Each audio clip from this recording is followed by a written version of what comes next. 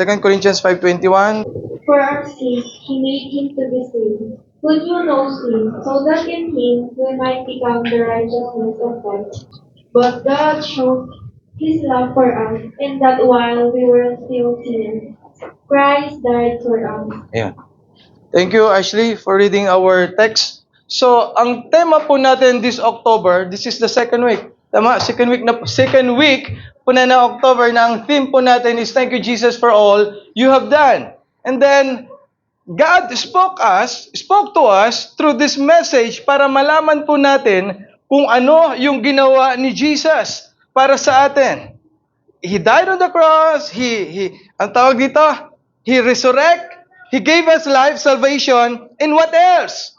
Ano yung mga na-accomplish ng pagkamatay ni Jesus Christ sa cross? Ito magiging makabuluhanan ang pagiging born-again Christian mo if you have knowledge enough of what Jesus done for you. Kasi hindi magiging matibay ang pundasyon po natin kung mababaw yung pagkakakilanlan natin or pagkakaintindi natin sa ginawa ni Jesus.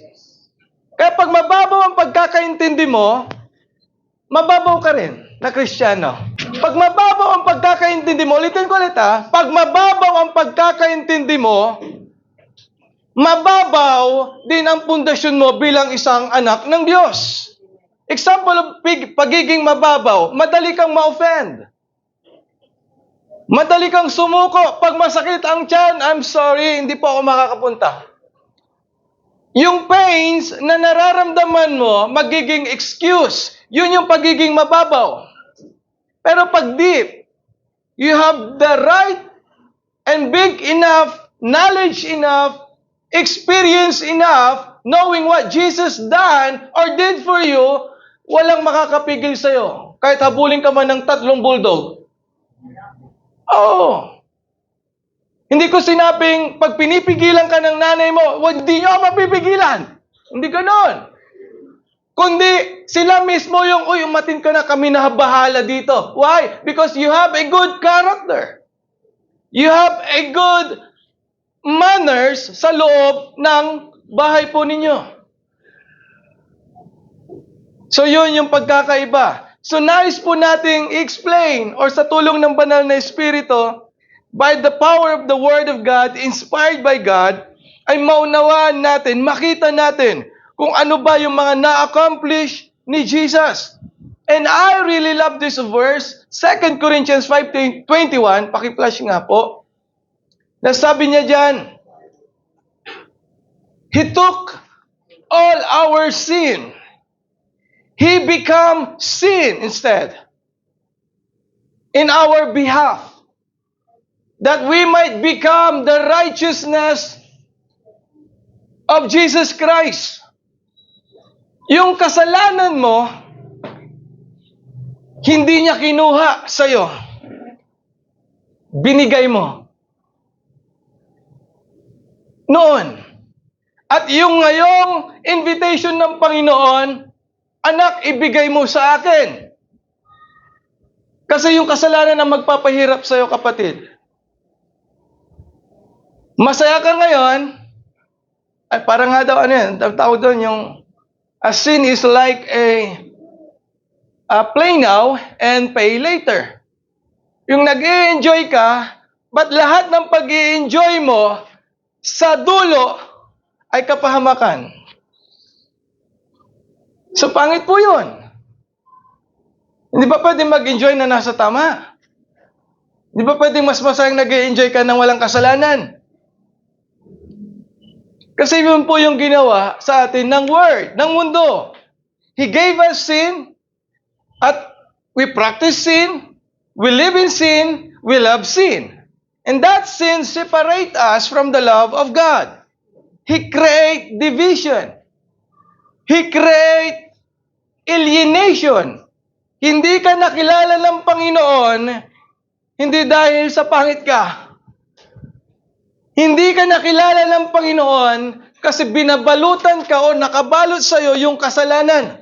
That's why merong ginawa si Jesus. He accomplished In the cross, yung mga bagay na pwedeng makapagpalaya sa'yo sa kasalanan na yan. Ang pamumuhay sa kasalanan, bakit puro kasalanan, pastor? Wala to sa school. May subject ba kayong sin? Wala, no? Meron ba? Wala. May book ba kayong sin or sinners? The life of sinners? No. At napapakinggan nyo mostly ang kasalanan sa loob ng church. We talk about it. If we talk about it, it means merong solusyon. And that is Jesus. And sabi pa po sa Romans 5:8, sabi niya dito, but God showed His love for us in that while we were still sinners, Christ died for us. While we were still sinners. Na-explain ko ito dati, hindi ka pa nagkakasala, plano na ni Lord mamatay para sa'yo. Kasi alam niya magkakasala ka. Advance mag-isip si Lord. Yung advance na kaisipan niya, it's for your own good. Para sa ikakabuti mo. Imagine that. Hindi ka pa nagkakamali. Pero yung utak ng Panginoong Jesus, I will die for this. I will die for you. I will die for all of this. Why? Because I love them. Not because may nagawa. Wala tayong nagawa, to be honest. Wala kang nagawa sa Panginoon na maganda unless nakakagawa tayo ng mabuti nung tinanggap na natin si Jesus sa buhay natin. Because He teaches us how to love others. He teaches us how to be kind to others. Kaya gumanda ka, bumait ka, it's because of Jesus. Pakitignan yung katabi mo. Maganda yan. Kahit walang pera, maganda po yan. Yung amoy pa lang niya, parang may 1,000 sa wallet niya, no? Diba, yung pananamit pa lang niya, akala mo yung tip 1,000 na 5,000 yung nasa wallet niyang malutong. Pero, bebente na lang pala. Hindi halatang walang pera ang anak ng Diyos. You are blessed. Wala ka lang pera ngayon, bukas meron na. Ganon ang mentalidad ng mga umaasa sa Panginoon. Okay? Mabuhay ang walang pera. Ayun yung mabuhay. Anong gusto, mamatay ang walang pera? Ay, pangit, no? Dapat mabuhay pa rin. Okay, masaya kaya mabuhay kahit walang pera. Oo. Kaya, mampangit pong kamukha mo ang pera. Mas maganda pong, kahit walang pera, masaya ka pa rin nabubuhay. Okay, wag mo titignan yung katabi mo. May pera yan, ililibre ka niya yan mamaya. Yung nag-invite sa'yo, ay naku, ililibre ka niyan mamaya. Ganon po ang rules dito. You invite, you libre. Oh, sika, sisikuan ni Ray. In-invite mo, Jo. Sika, Jo. Ganto. Invite mo, libre mo. Eh, pastor, nagkape na po siya eh. Nagkape na po siya sa church. Yun na po yung libre ko. Okay, but God commended His own love for us, toward us. And that while we were sinners, yet sinners, Christ died for us. So Jesus Christ accomplished by His death, number one, is expiation. Balik tayo doon sa, ang tawag doon, sa PowerPoint natin. Okay, what Jesus Christ accomplished by His death is expiation. Ngayon nyo lang ba na-encounter itong expiation na ito?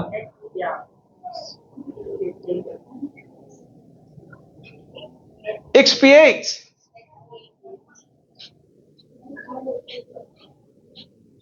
Nang ibig sabihin niya is to remove.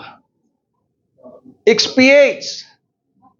Alisin sa'yo yung kasalanan at guilt. Alisin.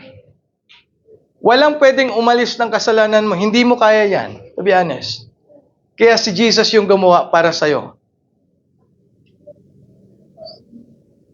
You cannot help yourself. Pag nasa bingit ka ng kamatayan, 50-50, kailangan mo ng tao.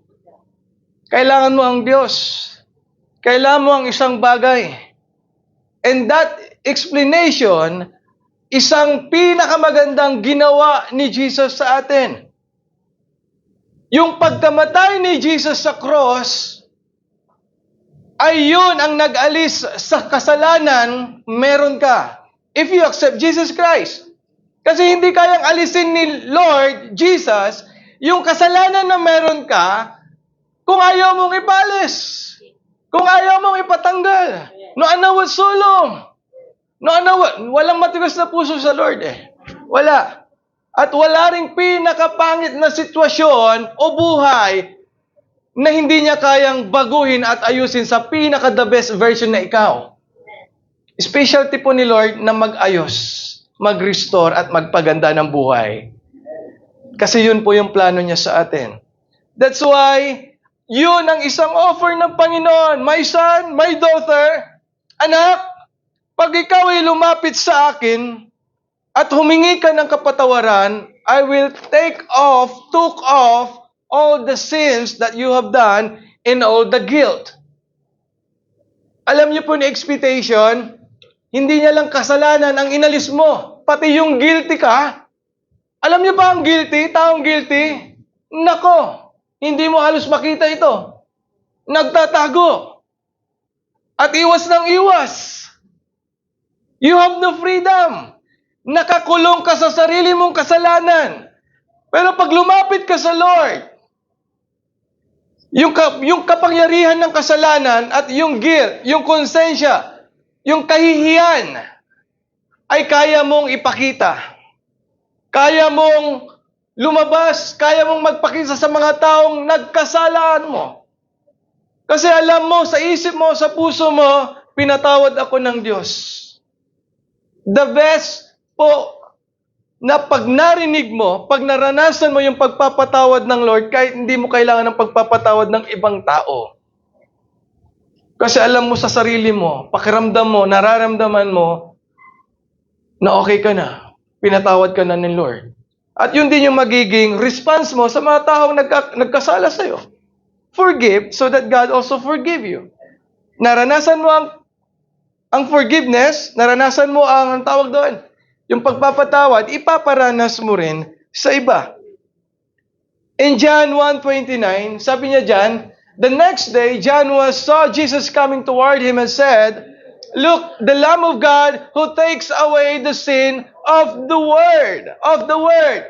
Parang John 3:16 din. He loves the world and He took all the sins of the world. Lahat ng kasalanan, uri ng kasalanan, magbanggit kayo ng kasalanan. Pag nanakaw, kasalanan. Pag sabi ng matangkad ako sa personal, pero hindi naman, kasalanan. Pagkain ng sobra, kasalanan, yung hindi ka na nagtitira para sa pamilya mo, kasalanan. Gluttony, yeah. Ano pa? Paninirang puri sa ibang buhay, kasalanan. Ano pa? Pagnanakaw, kasalanan. Pagtingin na may malaswang kaisipan, kasalanan. Ano ba? What else? Idolatry. Pagsamba sa hindi mo naman kilala. Pag-idolize na yung ina-idol mo, parang ikaw na rin. Hindi ikaw yon.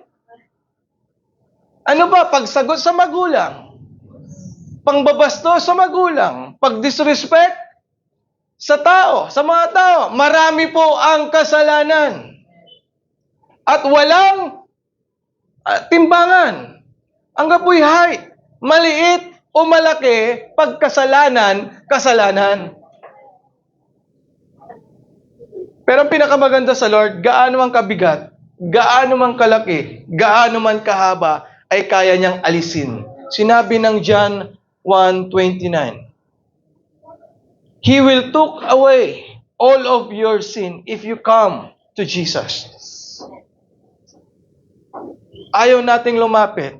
Bakit? Kasi dahil sa kasalanan. Ito tingnan niyo mabuti. Ang kapal ng mukha natin sa paggawa ng mali, pero sa paggawa ng tama, medyo lang.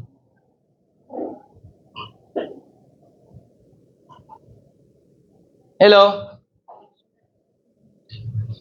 Yung nakapulot ka ng 20 pesos, alam mo yung nakahulog, kilala mo, inapakan mo, oops,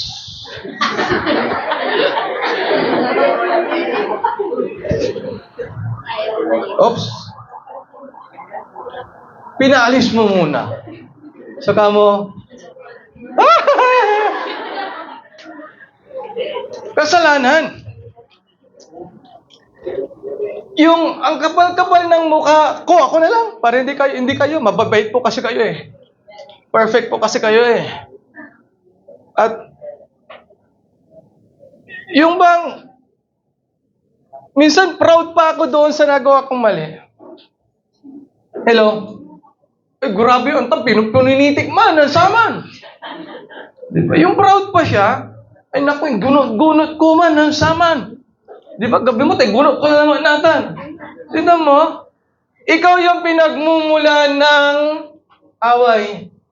Di ba? Anong sabi ni Dr. Jose Manalo? Jose Rizal, di ba? Ang kabataan ay di ba? Pag-asa kayo ng bayan. Kaya nga dapat kayo yung unang gumagawa ng tama. Pag nakapulot ka ng 20 at nakita mo, kilala mo yung nakahulog, habulin mo, miss, nahulog mo po. Ay, thank you ha, bait mo. Sa'yo lang ako, sa'yo ko lang ito nakita, ito yung 1,000 sa'yo na. Minsan ganon. Alam niyo yung kabaitan, may kapalit na mas malaking reward. Pagtapat ka, di ba, meron yung isang pedicab driver ata na nakapulot ata. Yung taga dito sa mga Danling, yung nag-trend. Binalik niya yung napulot niya. Kapag kayo yun na, okay, milk tila. Di ba? Makbulaya Monday to Friday. Mix and match. Di ba? May pang-shopping na ako. Inisip ka agad yung sarili. Hindi niya inisip yung Hello? Ang pinakamaganda sa Lord, kahit gaano kalaki, kahit gaano kahaba, kahit gaano kabigat yung uri ng nagawa mong kasalanan, kaya niyang alisin. At kaya niyang linisin yung guilt of your sin sa buhay. Lahat tayo nagkasala. Yawad Janatan. Lahat po tayo na nandito ay mga pagkakamali. Maraming pagkakamali, may malaki, may maliit na pagkakamali, may ayaw mo nang balikan na kasalanan, may hindi alam na kasalanan ng buong barangay nyo, pero alam ni Lord. Hanggang po inaiyaman mo si Lord. He has the most active CCTV in the whole world. Kambait ng Lord. Why? Binibigyan niya palagi tayo ng chance to surrender our life. Number 2, propitiation. Ang ibig sabihin po ng propitiation, it refers to removal of God's wrath. Kanina, inalis na yung kasalanan and guilt. Ngayon is inalis ng Diyos yung kanyang galit at puot sa'yo. Alam niyo ba, pag nagkamali, nagkasala, ang mga karakter, ang mga tao nung unang panahon in the Old Testament, namamatay po sila agad-agad. Pag nag-disobey sila sa Lord, God punish them. At ang punishment ng Lord, it's either nasa Kanya. Naalala ko sino na yun? Yung sa Kings. Nagkasala siya. Si Miriam and Aaron kay Moses. It's not Kings, I think. Dinisobey nila si Moses. Tapos si Miriam, si Aaron, binigyan ni Lord ng sakit na ketong. Yung sakit na ketong noon, ay ayaw ng mga tao. Pag nakita kanilang may ketong, papatayin ka po nila o isisiparit ka nila. Kasi nakakahawa yon. Ang cause ng kanyang sakit ay yung pagsasabi ng mali-mali kay Moses. Pag-disobey kay Moses. They disobey the man of God. Pero ang response ni Moses, Na-post ko ate ito, I think eh. Lord, patawarin mo po sila. Pero sabi ng Lord, no. Kailangan nilang managot sa ginawa nila. Tignan nyo ang nanalangin na is yung taong ginawa nila ng mali. Pero ang response ni Lord, ni Father God, no. 7 days siyang nasa labas ng tent, doon siya para makita ng maraming tao. Walang pagkain, walang anything. Just 7 days. At ang ginawa ng propitiation ni Jesus Christ, died on the cross, He accomplished this. Inalis ni Jesus yung puot niya sa'yo. Biruin mo, may kasalanan ka at every sin has a punishment from God. Ay naku, di ko alam kung buhay ka pa ngayon. Pati ako. Baka nung noon pa, hindi na ako nakakilala sa Panginoon, nag-disobey ako, nagkasala ako, ay baka kinuha na ako ni Lord o binigyan niya ako ng punishment doon sa nagawa kong kasalanan. But the grace of God, yung grasya ng Panginoon, ay nagbigay ng chance sa iyo ngayon, sa akin. Yung punishment ni Father God sa iyo dahil sa kasalanan mo, parurusahan ka niya, pero sa pamamagitan ng ginawa ni Jesus, hindi na natuloy yung parusang yon. Hindi ko alam, baka ang parusa sa'yo ni Lord is hanggang 30 years old ka na lang, mamamatay ka na. And no one knows. I don't know that. Tapos hindi ka magkakaasawa. Kasi nagkasala ka. Yun yung punishment ng Lord sa'yo. Hindi natin alam. Tama? O kaya, wala kang magiging magandang buhay. It's because of your sin at hindi mo inilapit sa Panginoon. Walang propitiation na nang mangyayari o nangyari sa buhay mo, ganun kahabang buhay. Pero mabuti ang Diyos. Why? He allowed you today para mapakinggan itong turong ito. We have a chance to repent. Meron tayong pagkakataon na, Lord, ano man yung nagawa kong kasalanan, tulungan mo po akong hindi ko na ito may pamuhay at binibigay ko ito sa iyo. Right? Ang propitiation po ay isang halimbawa na kinuha na lang ni Jesus yung sakit ng punishment na para sa iyo. Ang pinakamasakit na kamatayan ng isang tao is yung ipapako ka sa cross at hanggang mamatay ka na doon. Yun po yung punishment ng mga criminals. But Jesus is not criminals. He becomes sin. He took all the sins. Para ikaw sana yung nakasabi sa krus eh. Ikaw sana yung nilalatigo. To be honest, ako sana yun. Ako sana yung dinuduraan. Ako sana yung nireject ng Israelites. Ng bansang Israel. Dapat ako yun. Tayo yung nakapako sa krus. It's because of Jesus Christ accomplished by His death, siya na lang yung kumuha.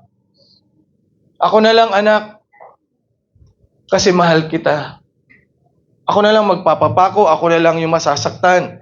Ako na lang yung i-reject, ako na lang yung dudurahan, ako na lang yung hindi paniniwalahan, ako na lang yung i-condemn, ako na lang yung bubugbugin, ako na lang yung basta lahat ng pwedeng mapunta sa'yo, kinuha ni Jesus.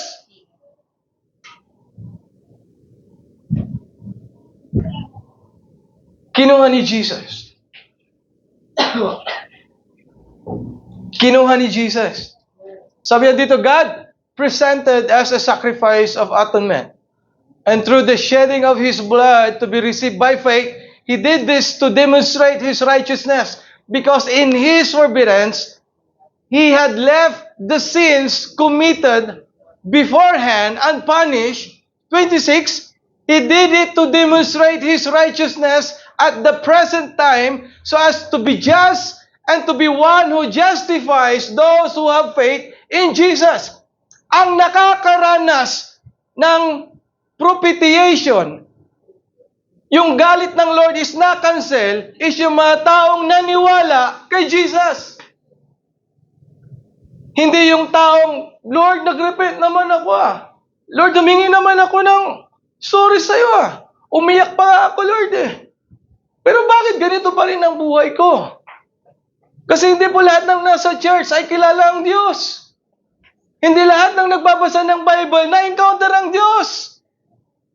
Those who believe in Jesus and live their life for Jesus ang makakaranas ng favor, hindi poot. Yung galit, kinancel ni Lord. Bakit? Kasi naniwala ka sa salita niya. Na mahal ka niya, na kaya niyang linisin lahat ng uri ng kasalanan meron ka. And then, punta tayo dun sa number 3. Reconciliation. Okay? So, expiation refers to removal of sin and propitiation refers to removal of God's wrath. Reconciliation refers to removal of our alienation. Pakisabi yung word na alienation. The word alien, strangers. Nasa Bible po yung word na alien. Nang dahil po sa kasalanan mo, hindi ka makilala ng Lord. Sino ka? Who are you? Si Ken, Lord. Sino to? Lord, ako ito. Ginawa mo ako, pugi ko kaya? Ginawa mo ako ng madilim, kaya ganito ako. Ginawa mo ako ng maliwanag. Lord, ako ito. He cannot recognize you, it's because of your sin. Hindi ka makita ng Diyos na anak kanya kung ikaw ay nasa kasalanan pa.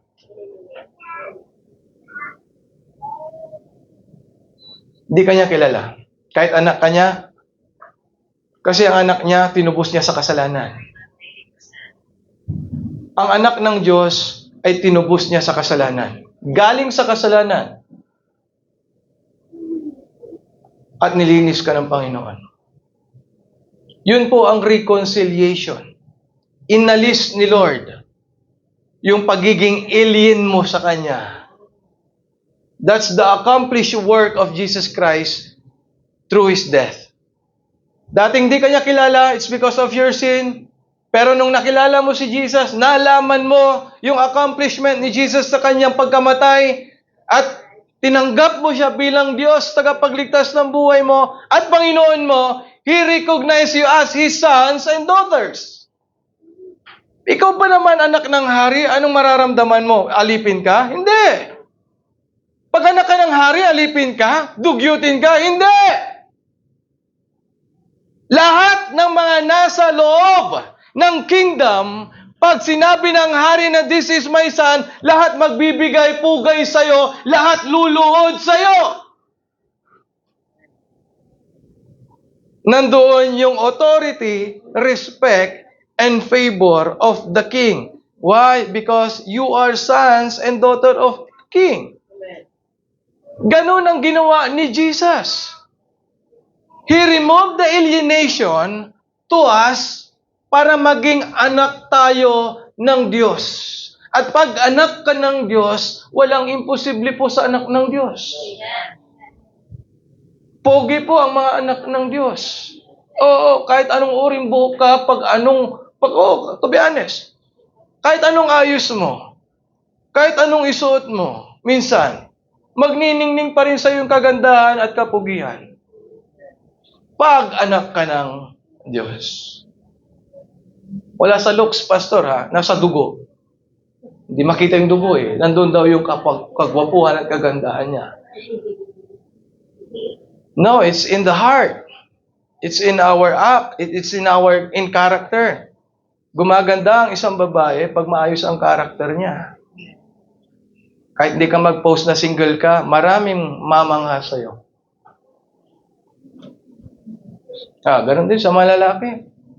Ang garong mo i-post sa Facebook, single po ako. Come on and get me. Sorry guys.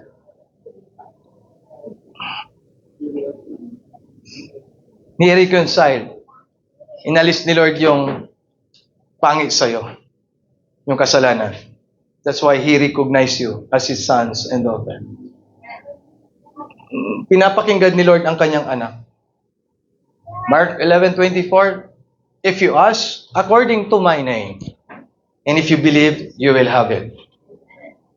So pag humingi ka sa Lord, kasi anak ka niya, ibibigay niya. Sige nga, pastor, hingi nga ako ng kotse. Sige nga, Lord, sabi ni pastor namin, pag humingi ako sa inyo, bibigyan mo ako. Okay, tatanungin ka niya rin ni Lord, anak, naglingkod ka na ba sa akin? Do you serve me? Nung tinawag kita, did you answer my call? Hindi, you reject me. Tapos hihingi ka ng car. Ito na lang, toy car na lang. Ang sarap kasing humingi sa Lord na ikaw mismo alam mo na meron kang nagawa para sa Kanya. Amin na sawang ka eh. Ang gano'n man tatay-tay ka, sa isugas ko, 5 ka ni church. Kahit sa 10 piso na ang pera mo, pero you have faith na bibigyan ako ng pastor ng 100. Ay, try that. Ginawa ko po yun. That's my faith. Pero hindi ko maririnig yan. Hindi, joke lang. If you have faith, God honors it. And if you believe that you have it, God honors it. Pero don't demand kung wala ka pang nagagawa para sa Lord. Actually, marami nang ginawa sa'yo si Lord. Tinubos niya ang buhay mo, nilinis ka niya, binigyan ka niya ng offer na, anak, kaya kitang ayusin, baguhin. You're broken-hearted, gagawin kong mas maganda yan ngayon, but you always rejected God. But today, another chance, another offer ni Lord. Hindi nagsasawang gumawa ng paraan, ng daan, ang Diyos, para makabalik ka lang sa Kanya. Tignan mo, may in-invite ka ng isang classmate mo na hindi mo naman close. Kasi meron siyang sinabi, attend ka ta, merong laro mamaya. It's not an accident. Ito yung panahon, ito yung tamang lugar, ito yung tamang oras na marinig mo ito na anak ka ng Diyos, mahal ka niya, kaya bumalik ka na sa Kanya. Iwan mo na yung kasalanan. Pangit ka ng kasalanan. Pinapangit ako ng kasalanan. Oh, sabi ng asawa ko, ang pangit-pangit mo noon. At least may pagbabago ngayon.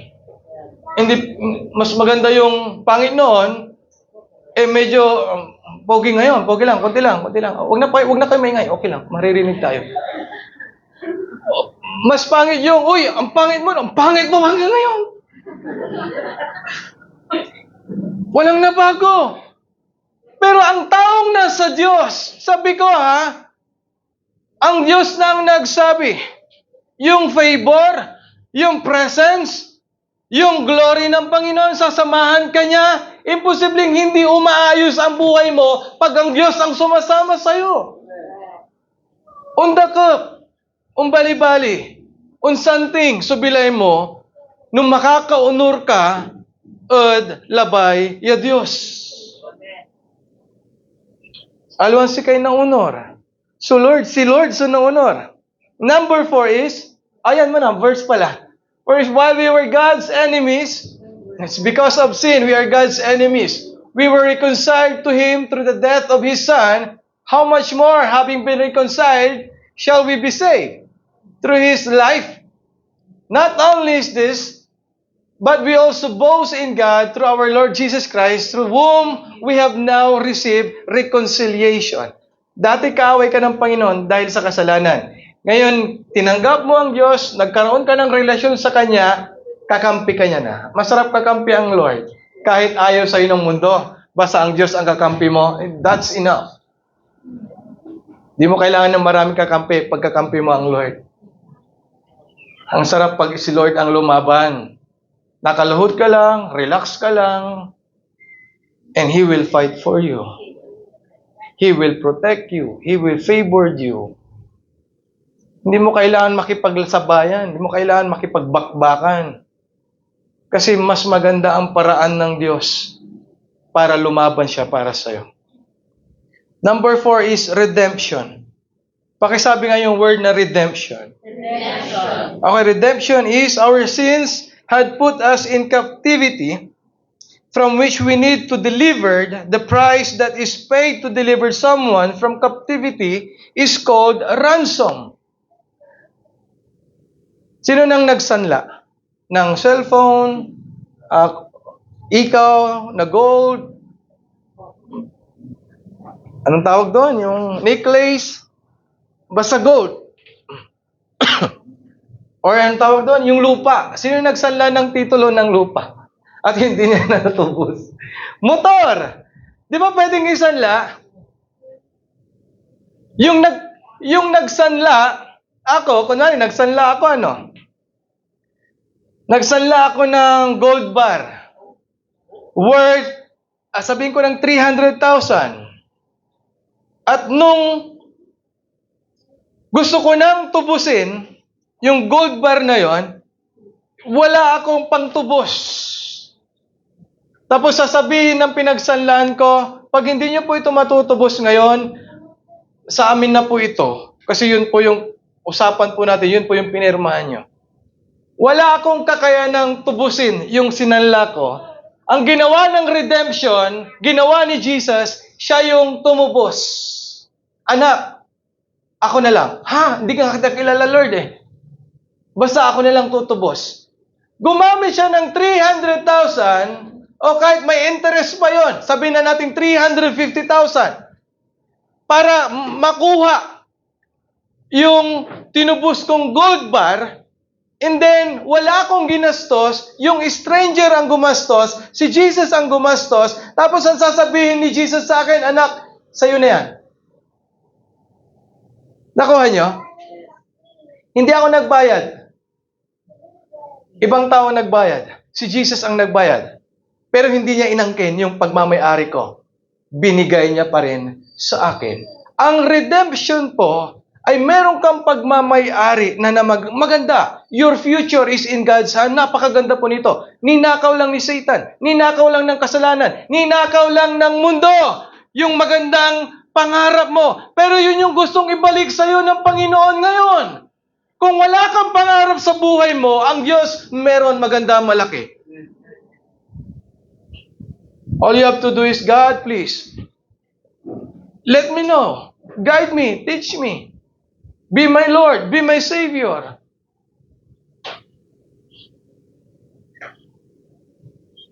Ang kasalanan ang sumira sa pangarap natin. Yung pangarap natin ngayon, tingnan nyo, paiba-iba. Kung ano yung ginagawa ng kapitbahay, gagayahin mo na rin. Kung ano yung course ni BFF mo, course mo na rin. Of course. Di ba? Kung of course siya, of course ka na rin. Kung ano yung forma niya, minsan, ganun ka, copy-paste. Di ba, nagpakulay siya ng pink. Ako nga rin, blue. Oh, next week, nag-iba ng kulay niya. Guyahin ko. Hindi ka nagpapatalo. Sinira ng kasalanan ang mga pangarap natin. Di ba yung high school, ang tawag dito, ewan ko kasi noon sa amin, mga grade 1, grade 2, grade 3, di ba tinatanong sa atin yan, anong pangalan mo? Maging police, bang bang! Di ba? Mamumutag kanina sa amin. Di ba? Ganun yung mga tinatanong sa akin. Maging doktor! Bakit? Para pumatay po ng may sakit. Baliktad. Di ba? Para makatulong sa may sakit. Maging police po. Bakit? Para huliin ko po si tatay. Hindi si tatay. Para huliin ko po yung masasabi. Di ba yun yung sinasabi natin noon? Ang gaganda ng pangarap natin noon. Tignan nyo, asan ang pangarap nyo ngayon? Siya na lang, Lord. Pangarap ko siya. Tignan nyo, napakapangit ang pangarap nyo. Ay, nako. Asan yung pangarap nyo ngayon na dating napakaganda? Di ba nag-i-imagine pa tayo ngayon? Hindi ko alam kung ganun din kayo ngayon na ini-imagine mo yung sarili mo na engineer ka, na gumagawa ka ng malalaking buildings, na meron kang own company. Ini-imagine mo yung sarili mo na doktor ka, sikat na doktor, sa Korea pa. Ngayon, nasa yung pangarap? Wala. Nawala. Yung pangarap natin, hindi masyadong firm. Bahala na. Basta makagraduate na. Wala yung goal eh. After 5 years, dapat tapos na ako sa college. And then after 3 years, meron na akong trabaho. After 2 years, meron na akong business. And after 5 years, meron na akong bahay. And after 5 years, meron nang nililigawan. And after 5 years, okay na ako, established na ako, wala na akong hahanapin pa. Magpapakasal na ako. Ngayon, tignan nyo, ang pangarap ko, karaw, ligaw, kami na Kayo ba? Kami na rin. Kung may GF siya, mag-GF ka rin. Pag may BF siya, mag-BBF ka rin. Right? O, aminin nyo ha. O, the inspiration lang, pastor. Para ganahan pa ako magsulat. Matila, di ba? Tanan sa aman, mangiras ka masulat. Tignan mo, iwan mo yan, babalik din sa dati. Ang tao ang gusto magbago, hindi niya uunahin yung ibang tao para ang gambalahin o ayusin. Ang ayusin niyang gambalahin yung sarili niya. Tama? Ang bait ng Lord, redemption. I-redeem you. Wala kang ginawa, wala kang pambayad, siya ang nagbayad, tapos ibabalik niya pa sa'yo. Ikaw yung nakinabang. At yung pakinabang na yon, dahil kasalanan yon, kaparusahan. But He redeem you, hindi na matutuloy yung kaparusahan na yun. Sabi sa Galatians 3:13-14, Christ redeemed us from the curse of the law by becoming a curse for us. For it is written, cursed is everyone who is hung on a people, and He redeemed us in order that the blessing given to Abraham might come to the Gentiles, tayo yon, through Jesus Christ, Christ Jesus, so that by faith we might receive the promise of the Spirit. Curse the one who hung in a tree. Si Jesus yon. Yung curse na dapat sa'yo, He took it. Nandahil sa cross. Yung curse na dapat nasa sayo. Yung curse na dapat yung angkan mo, angkan ng may sakit sa puso. Yung curse na angkan na hindi na magiging mayaman. Yung curse na walang mapapangasawa. Yung curse na hindi magiging matagumpay. Ang buhay mo kahit anong pagsisikap, ang gawin mo, inalis ng Panginoon yun. Wala ka ng sakit sa puso. Magiging successful ka. Yayaman ka. Aayos ang buhay mo at hindi ka pinagsasaraduhan ng pinto, kundi maraming nagbubukas na pinto para sa iyo. Ganon ang ginawa ni Jesus sa iyo. Oo, yun yung totoo. Kasi kung hindi ka naniniwala sa sinabi ni Lord, hindi ito mangyayari sa iyo. Walang silbi na tayo ay believer. Walang silbi yung salitang Christian if we don't believe the Word of God.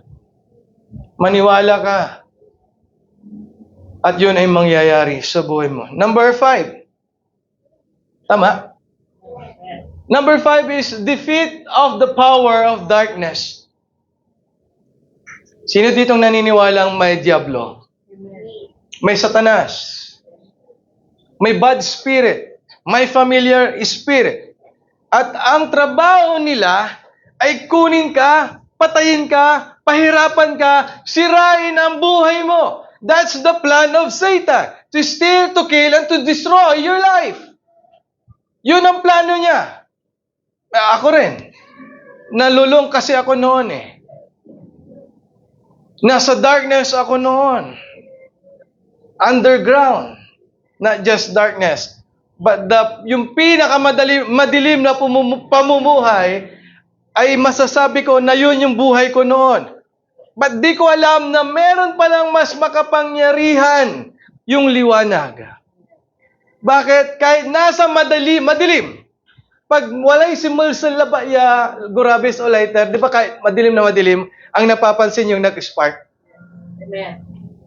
Pag madilim na madilim, tapos merong, alam tawag yun, yung sumingaw lang na butas ng bubong, di ba mapapansin mo kaagad? Ang ibig sabihin nun, kahit gaano pa kadilim, kahit nasa pinakahukay ka pa ng buhay mo, nasa pinaka-underground ka pa ng buhay mo, gagawa ng paraon para ng Panginoon, gagawa ang Panginoon ng solusyon para magkaroon, makasilip ang maliit na butas para makita mo ang liwanag. At pag nakita mo ang liwanag, tignan mo, mag-i-enjoy ka. Why? Sawang-sawa ka na sa darkness. So please, don't live in darkness. You are blinded there. Hindi mo alam ang gagawin mo pag nasa darkness ka. I mean, I'm not literally talking about na nandoon ka sa dilim, tapos wala kang makita. No, I'm talking about that your life has no purpose. It's like living a life in a darkness.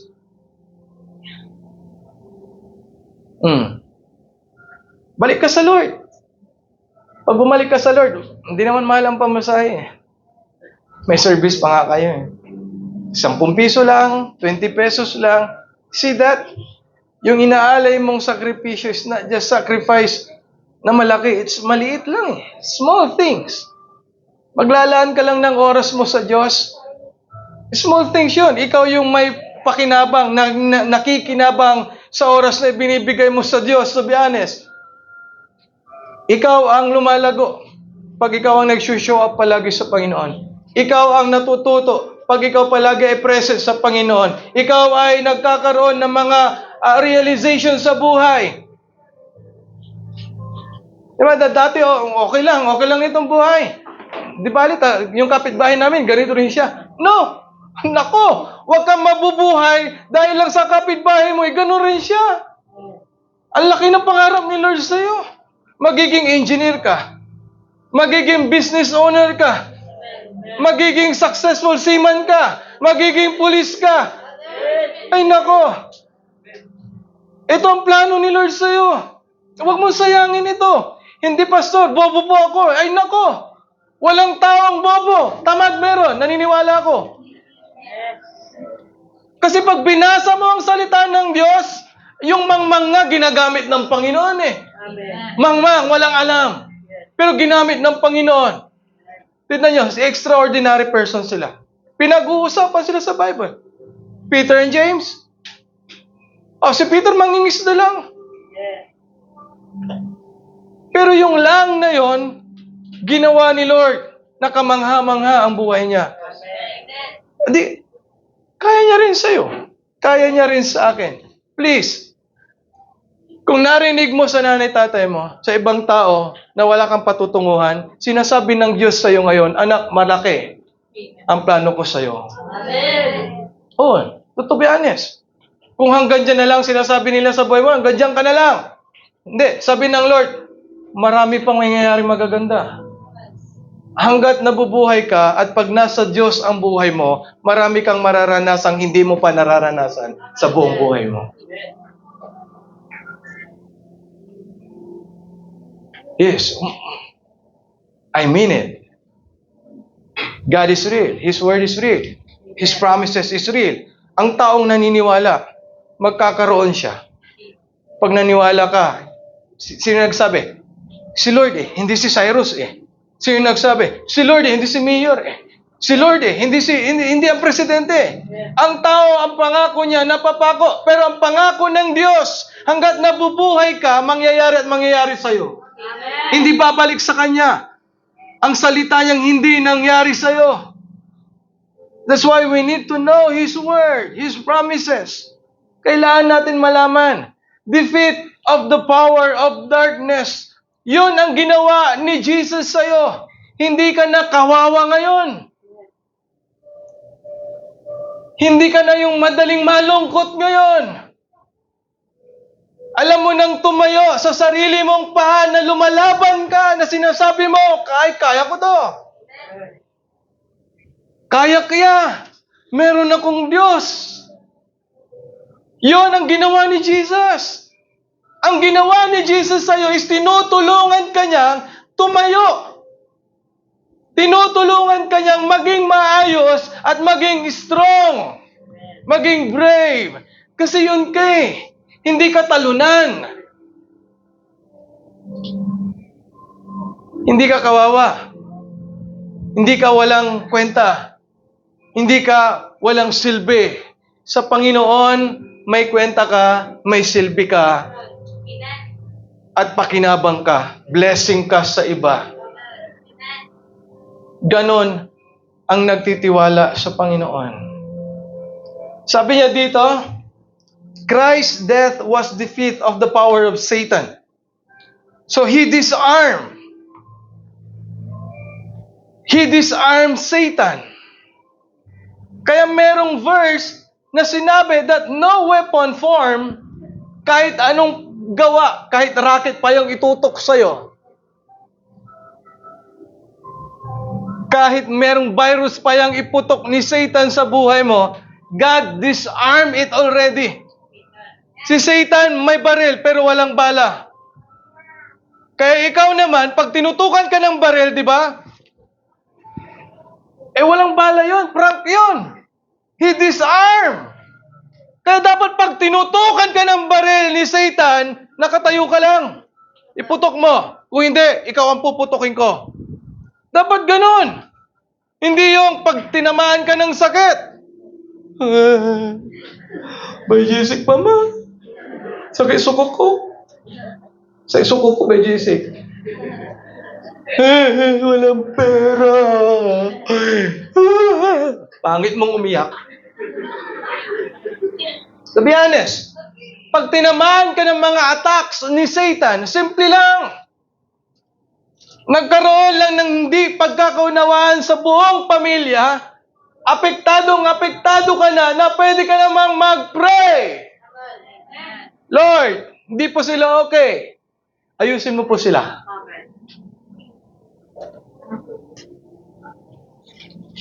May baril, walang bala. May bulsa, wag na, hindi yun. Basta ganun si Satan. Tinatakot ka lang niya. Wag kang atin, puputokan kita. Sige na po, sa isugas ko, mag-chat ka pa si Pastor. Man, sa'yo pa Pastor. Ay, damay mo ni Mamam. Tag-talk friend. Ibaga mate, friend to up. Tataputan ko'y gago mo tabong nyo. Ibaga si Mama nyo, tayo friend to up. Kani-invite ko, ira. Joke. Kidding. To be honest, ganun si Satan. Pero walang bala. Ikaw naman, takot na takot. Kaya ang daming anak ng Diyos, takot. They have fear. Pero sa araw na ito, sinasabi sa'yo ng Lord, anak, huwag kang matakot pag ako yung kasama mo. Relax ang buhay. Hindi ko sinasabing wala kang pagdadaan ng problema, pero mas masarap dumaan sa problema pag kilala mo ang Diyos. Kasi yung problemang pinagdadaanan mo, pakinabang yan. Yan ay isa sa tumutulak para lumago ka. Problems is, ang tawag yun, yung stairs. Na step by step, nakakarating ka sa pangarap mo through that struggle, testing, and problems. Kaya kahit hirap na hirap ka, pero gumagapang ka pa rin. Lumalaban ka pa rin. I have Jesus. I have God. I have my best friend. The Holy Spirit is with me. The Word of God, I know it. It will happen. Then, instead of worrying, instead of speaking negatives, di ba? Instead of, minsan nakikipag-away pa tayo. Hindi na nga okay ang buhay mo, nang damay ka pa. Dinamay mo pa pamilya mo sa sakit ng ulo nila sa'yo. I have this one. Meron akong illustration para mabigyan natin ng linaw itong lahat ng ito. So, I give you this. Sana magkasya siya. So, paki-distribute po. Okay? Sa last part ng turo,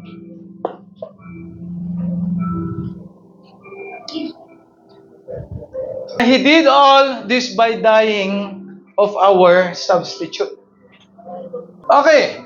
Sa papel na yan, magsulat ka ng kahit isang kasalanan. Kahit hindi mo ipakita, ikaw lang nakakakita. Ngayon, makinig, mabuti. Maginig mabuti. Di ba, pag nakapagsulat ka na, ng isang kasalanan lang, gagawin mo is, gaganitin mo siya. Kasaan mo. Ang tawag sa Tagalog, may i-crash mo siya. Okay? Scramble egg. Now, okay na po? Okay na? This is the last part na sinabi ng Panginoon, and He did all of this by dying as our substitute. Okay na? Ito yung kasalanan natin. Tama? Ito. Ngayon, ang gagawin mo, ikaw yan, tatayo ka at ibabato mo sa akin ito. dapat yung kasalanan mo, yung kasalanan ko, mapunta dito sa pulpit. At dapat ibato mo sa akin. Kahit saan mo ako tamaan, don't worry. Papel lang yan. Okay na ba? Yes. This is your sin. Isa lang. Hindi natin sinulat lahat. Tama? Kasi marami, mabigat. Kung maraming papel ang pagsusulatan natin, baka hindi tayo magkasya dito. Baka punong-puno yung church natin ng papel, kasalanan. Ngayon, pwede pa kayong tumayo? Okay. Sabi niya, and He did all by dying in our substitute. Ang ginawa ni Jesus Christ sa krus ng Kalbaryo ay tayo po yung cause, tayo yung rason. It's because of your sins. Kaya niya po ginawa yon. Biruin niyo, ilan tayo dito ngayon? 70 or 60? Now as I count 1, 2, 3, batuhin niyo ako sa gusto yung bato. Okay lang. Yung masakit. As in, pinakamasakit. Basta ibato niyo dito lahat. Okay, magbibilang ako ng 3. Gusto ko, seryoso kang bumabato sa akin.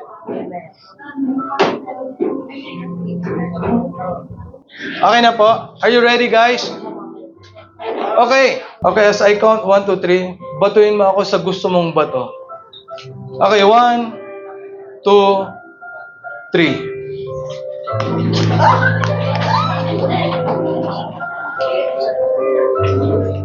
Come on, just start. Batuhin niyo ako sa pinaka, come on.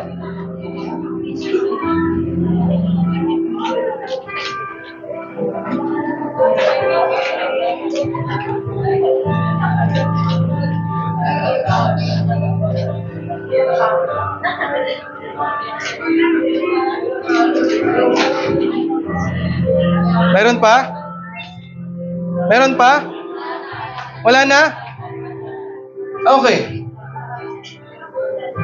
Yung ginawa niyo po, yun yung gustong ipaliwanag sa inyo ng Panginoon.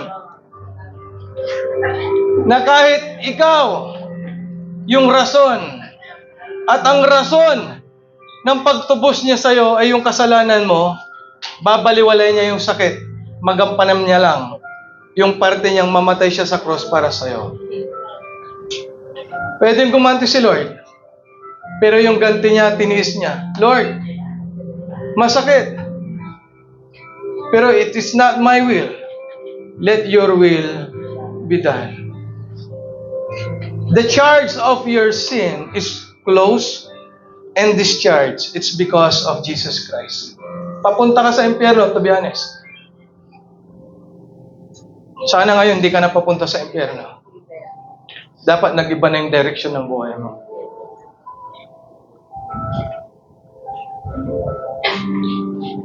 Yun ang gustong ipaintindi sa'yo ng Panginoon ngayon. Naiisa lang ang buhay, kailangan mong ibigay sa Panginoon. Kailangan mong itiwala sa Panginoon. Kailangan mong ipagamit sa Panginoon. Right? Would you please stand up and we will pray. Before we pray, pupulitin ni Jesus ito lahat. Ay, yung kasalanan ni Dara. Ay, yung kasalanan ni Ira. Yung kasalanan ni Lorraine. Kasalanan ni Idralyn. Kasalanan ni Nanay Bona. Nanay Bonifacia. Ay, yung kasalanan ng bagong atento Ay, kasalanan ni Gwen. Kasalanan ni April. Kasalanan ni Ashley.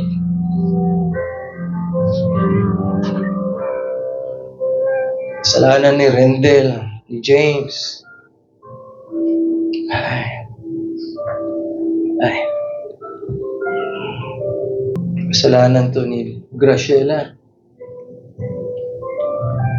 Kasalanan to ni Kurt. Kasalanan to ni Nina. Kasalanan to ni Joyce. Kasalanan to ni Selena. Kasalanan to ni Celine. Ay.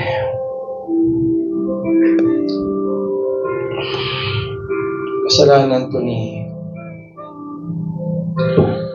Giselle.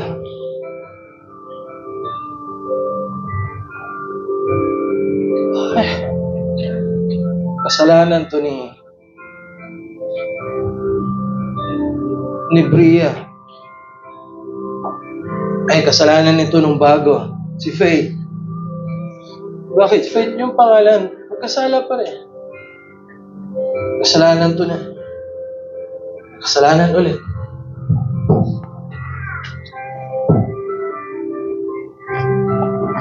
Ito.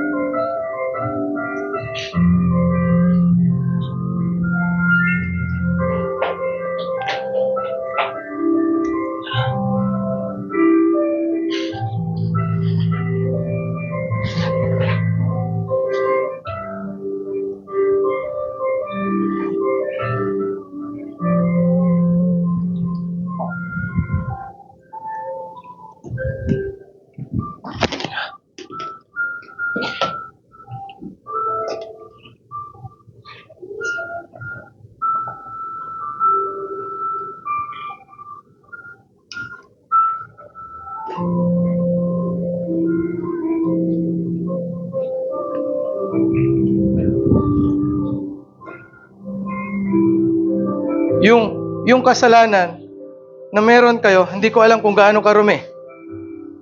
Pero hindi alintana ni Jesus kung gaano karumi yun. He just took all away of your sin and guilt. Yung guilt, yun yung marka ng kasalanan mo. Yung guilt, yun is yung nagawa mong kasalanan na yun yung naging buhay mo na.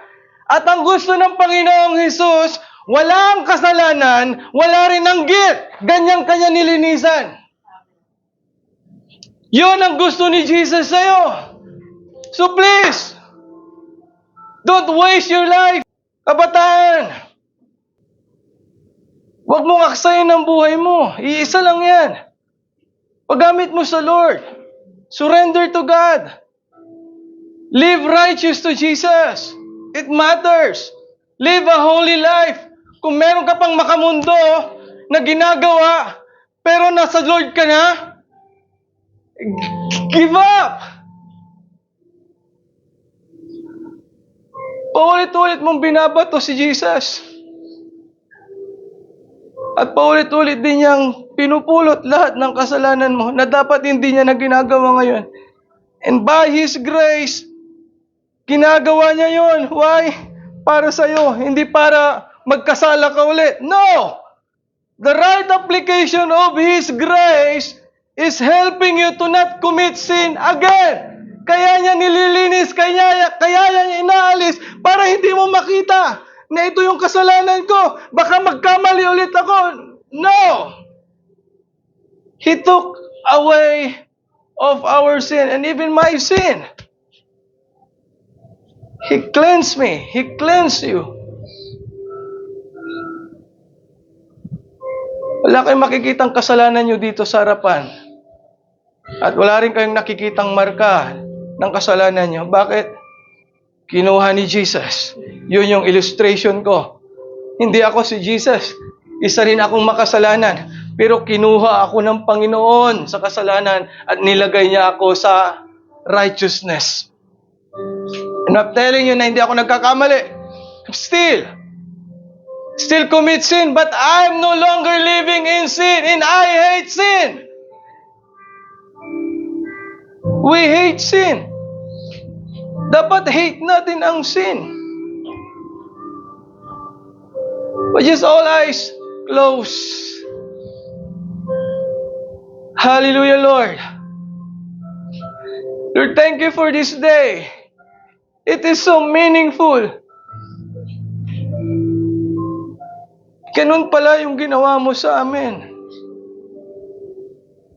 Hindi mo lang kami mahal, kundi meron ka pang dakilang pangarap maganda para sa amin. Lord, grabe ka. Grabe ka kung magmahal sa amin. Lord, tulungan mo kaming masuklian namin ito sa pamamagitan ng pagsuko ng buhay namin sa iyo. Can I invite everyone, kung sino ang matapang, malakas ang loob, na pumunta sa